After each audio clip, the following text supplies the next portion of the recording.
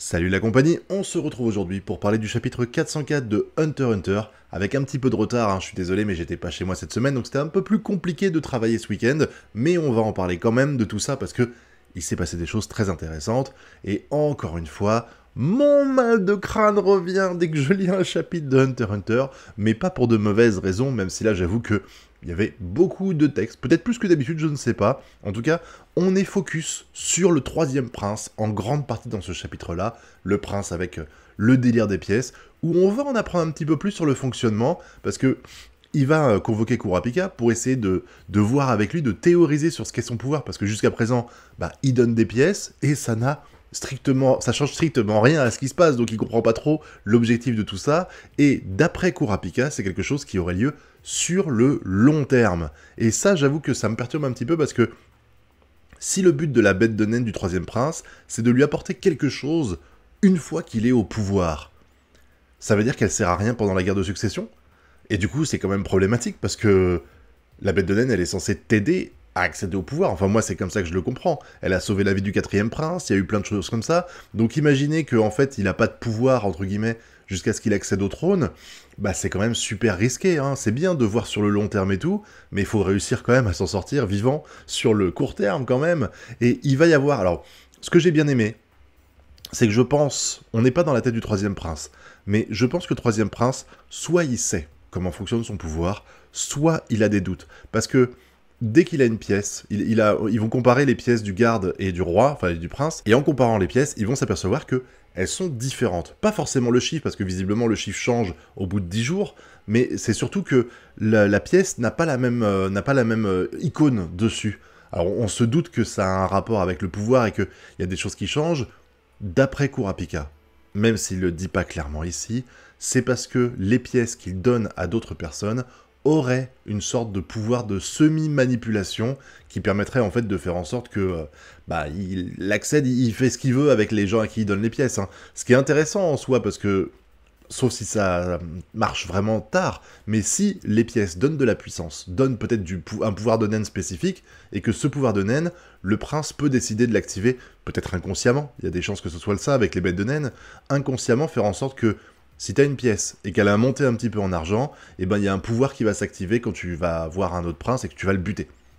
Pourquoi pas? Pourquoi pas? Mais du coup, ça expliquerait pourquoi, et c'est pour ça que je pense que le prince est au courant, pourquoi il a filé ses pièces à des mauvaises personnes, entre guillemets, parce que si t'as des pièces qui te donnent des pouvoirs supplémentaires, la première chose à faire, c'est de les donner à des personnes de confiance. Là, il en a donné, même s'il en a donné à d'autres en qui il fait confiance, mais il en a donné au garde, au mec de la milice là qui est aux ordres du premier prince, et là il en donne une à Kurapika. Kurapika qui se retrouve obligé d'accepter la pièce, parce que sinon c'est suspect.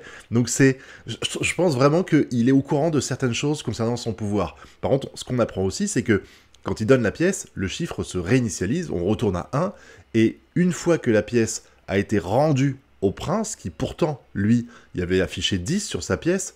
Alors, j'ai peut-être une bêtise au début de la vidéo, c'est peut-être au bout d'une semaine que la pièce change et pas au bout de 10 jours. Mais en tout cas, le chiffre 10 apparaît, et une fois que le chiffre 10, une fois qu'elle est revenue dans la main du troisième prince, j'ai du mal là, désolé, c'est compliqué, elle réinitialise à 1, ce qui veut dire que elle ne garde pas le cumul qu'elle a fait, elle doit le perdre une fois qu'elle le donne à quelqu'un, donc même si elle revient à son ancien propriétaire, ça reste à 1. Et du coup, et ça j'avais complètement oublié, mais visiblement il y a une pièce qui est dans qui circule actuellement, dont on ignore le propriétaire.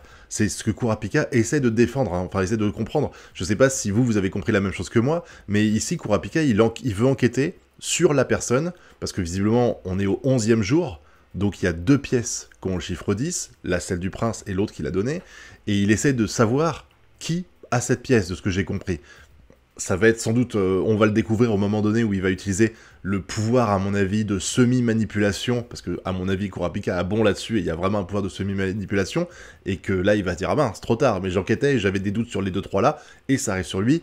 Sans doute que ce mec-là va attaquer Wobble, ça me parle, je sais pas, je sens comme ça. On verra bien ce qui se passe, mais j'avoue que cette intrigue avec les pièces, dans l'idée, elle est un peu osef, tu vois, quand il était là à filer des pièces aux gens, j'étais là, je me ça sert à quoi? Ça sert à rien. Et finalement, en fait, maintenant, je me dis que là, avec un chapitre qui est tourné aux 2 tiers sur ce prince, il y a forcément un rôle qui va être joué, Et contrairement à ce que pense Kurapika, c'est pas un truc qui va avoir lieu une fois qu'il sera sur le trône. Il va forcément y avoir des choses qui vont se passer dans le bateau et qui impliqueront les pièces du troisième prince. Sinon, ça n'a pas d'intérêt. Là, il explique que pour que le pouvoir s'accumule et qu'il y ait des billions, des trillions en valeur des pièces, j'imagine pas le nombre de chiffres qu'il doit y avoir sur la pièce, il faut attendre un certain temps. La guerre de succession sera finie d'ici là. Ça n'a pas d'intérêt. De nous raconter ça, si c'est pour nous dire que ça marchera dans 2 ans, par exemple. Donc forcément, ça a un truc qui est actuellement, enfin qui va avoir lieu ici, mais on ne sait pas encore quoi. Et je suis curieux de voir ce qui se passe. En tout cas, Kurapika, il a essayé de se débarrasser de la pièce comme il pouvait. Hein. Quand il lui a donné le troisième prince, il a fait « Oh, c'est revenu à 1, je vous la redonne pour vérifier si ça remonte à 10. » Et ça revient pas à 10. Et comme par hasard, le prince, il fait « Ah bah tiens, je te la redonne !» Voilà.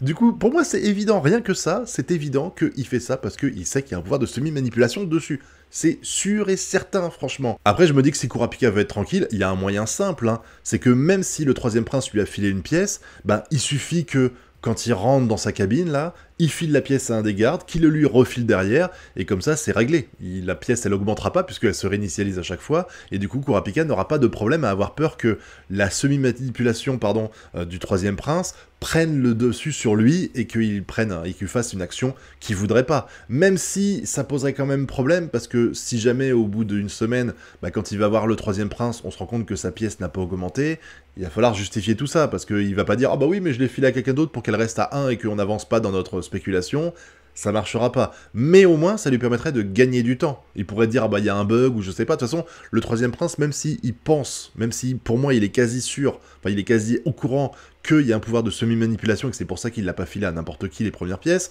je pense tout de même qu'il ne sait pas à 100% comment ça fonctionne et qu'il ne pourrait pas être sûr à 100% que Kurapika ait fait une sorte de petit jeu de dupe afin que sa pièce n'augmente pas. Dites-moi ce que vous en pensez et si vous avez compris pareil que moi, parce que si ça se trouve, j'ai pas tout saisi ou il y a des choses qui m'échappent, hein, c'est tout à fait possible. Et on a aussi, vite fait, hein, ça c'est très rapide, le premier prince, où Kurapika va plus ou moins penser que, comme on sait hein, qui sont les princes qui sont derrière chacun des membres de la mafia, il va foutre le bordel parce que actuellement, même si le premier prince est en position de force, il a mis des gardes de sa milice un peu partout, donc il peut contrôler plus ou moins ce qui se passe à droite à gauche, ça n'empêche que les princes qui ont une mafia à leur service, même si on pourrait croire qu'elle est en guerre et tout ça, qu'ils s'aiment pas, et c'est le cas, ça n'empêche qu'il y a une sorte de statu quo qui fait qu'ils sont puissants avec la mafia à leur service. Du coup, le meilleur moyen pour le premier prince de déstabiliser tout ça pour être sûr d'avoir l'ascendant, en tout cas être sûr d'avoir plus d'ascendant, c'est de semer le chaos dans cette... on peut pas parler d'alliance, mais dans ce statu quo, et le meilleur moyen, c'est de s'arranger pour buter un des membres de la mafia, un des chefs de la mafia. Parce que si tu butes un des chefs de la mafia, bah derrière, tu vas pouvoir, en plus, comme dit Kurapika, le premier prince, il s'en fout de buter des civils. Il va arriver, ils vont peut-être faire un attentat à la bombe, je sais pas, n'importe quoi. Et du coup, si ça arrive, il pourra lancer le fameux... ah, j'ai pas le nom, merde, c'est pas l'état de siège, mais la loi martiale, voilà, pour faire en sorte de encore plus contrôler ce qui se passe. Donc ça, vraiment, j'ai hâte de le voir. Après, on finit avec Kurapika vite fait, il sait pas trop quel est le meilleur moyen d'être tranquille, est-ce que c'est en restant dans la maison, dans la chambre du troisième prince, est-ce que c'est en allant dans la sienne au 14e? Moi, je pense que dans les deux cas, il y a des emmerdes, mais c'est pas les mêmes que tu vas avoir, mais je pense qu'il faut laisser tranquille le troisième prince, là. Le meilleur moyen, c'est de retourner là-bas, c'est ce qu'il fait d'ailleurs, je crois, à la fin, et dans laquelle on va pouvoir mettre un plan tranquillou, sans avoir le troisième prince qui nous surveille et tout, parce que même s'ils sont là à dire « Oui, mais bien sûr, on est ensemble, je ferai tout pour protéger mon frère et tout. » Ouais, tu nous prends pour des pigeons. Tu nous prends pour des pigeons. On sait bien que ton objectif, c'est de devenir le roi, et que pour ça, bah, faut tuer tous tes frères et sœurs, donc voilà. Et on a confirmation après. Alors, il y a un petit passage avec le quatrième prince, encore une fois, pour nous dire OMG qu'il est puissant. Hein. Au final, on commence à le comprendre un peu, même si on le savait déjà. Et on va surtout... le passage avec le 9e prince qui va expliquer plus ou moins son pouvoir. Visiblement, il contrôle pas vraiment qui va dans le corps de qui. C'est un fan, enfin c'est un des membres, c'est pour ça qu'il a plein de gens autour de lui en fait, c'est parce que il y a une personne aléatoirement, de ce que je comprends, dites-moi si c'est pareil pour vous, qui va aller dans le corps de sa cible. C'est pas lui qui le choisit. Mais du coup, est-ce que c'est lui qui a choisi d'aller dans le corps du prince ? Enfin, du prince, du garde, parce que si ça se trouve, c'est l'aléatoire, le prenait en compte lui aussi, mais il le savait pas. Donc je sais pas trop, mais en tout cas, on a confirmation ici, même si les doutes étaient un peu dissipés déjà, que c'est lui qui est dans le corps, il est quand même dans le chef de la garde. Enfin, je veux dire, c'est quand même pas n'importe quoi, et même si le prince Benjamin avait peur s'inquiétait du fait qu'il pouvait peut-être pas avoir confiance en lui et tout. Maintenant que, officiellement, parce que ça finit comme ça, le 9e prince est mort, bah du coup, il est plutôt tranquille. Parce que là, il va baisser sa garde, et le 9e prince va pouvoir passer à l'attaque. Et il va expliquer un truc marrant d'ailleurs, c'est que si jamais le corps de la personne qui a tiré, dites-moi si vous avez compris pareil, encore une fois c'est tellement compliqué que je peux tout à fait comprendre que je me sois loupé sur 2-3 trucs, mais de ce que j'ai compris, quand quand les deux personnes qui sont touchées par le sort, le tireur et la cible, il y en a un des deux qui meurt, alors en l'occurrence ici c'est le tireur, c'est le 9e prince, de ce que je comprends en tout cas il est mort, ça veut dire que l'âme du garde, de la cible, revient dans son corps d'origine. Et là, le problème, c'est que c'est la cible qui devient le prioritaire. Et le seul moyen pour le tireur, donc le prince, de prendre conscience dans le corps de sa cible, c'est quand ils sont en phase de sommeil, de ce que j'ai compris. Donc, comme il sait qu'il est sur le point de mourir à cause du poison, tout ça, il va prendre une sorte de sédatif pour dormir, et comme ça, en fait, bah, même si l'autre il revient dans le corps, bah, comme il est sédaté, c'est lui qui aura le contrôle. Pendant 10 heures, c'est ce qu'il explique. Et il dit aussi, et ça c'est intéressant de le voir, il explique bien que en fait, il va se servir des 10 heures pour faire la différence et réussir à gagner. Alors en tout cas, c'est le coup qui lui permettra de remporter la guerre de succession. Donc en fait, il explique que il y a un truc à faire, et ça y est, la guerre de succession est gagnée. Ce que je trouve un petit peu prématuré quand même. Mais c'est vrai que là, est-ce qu'il éliminera le premier prince? Je sais pas trop. Là, il a tellement la main mise pour faire ça, là, actuellement. Surtout que, visiblement, l'autre garde qu'on a vu, il est aussi membre de la milice du 9e prince. Donc ils ont quand même un sacré avantage, je trouve, actuellement. Et le prince Benjamin a l'air, en tout cas, de ne se douter de rien. Bon, par contre, qu'est-ce que ça m'a fait marrer? L'autre qui dit de prendre soin du corps de son frère, alors que c'est lui qui est responsable du fait qu'il a été exécuté. L'autre qui est sur le point d'essayer de buter son frère, qui dit merci grand frère, enfin en tout cas dans sa tête. Putain, c'était une dinguerie de voir le faucuisme de ces gens-là. C'était incroyable. Mais franchement, c'était... Moi, non, je trouve que le chapitre était un peu longuet, que les explications étaient longues. Putain, le pavé qu'il y avait des fois.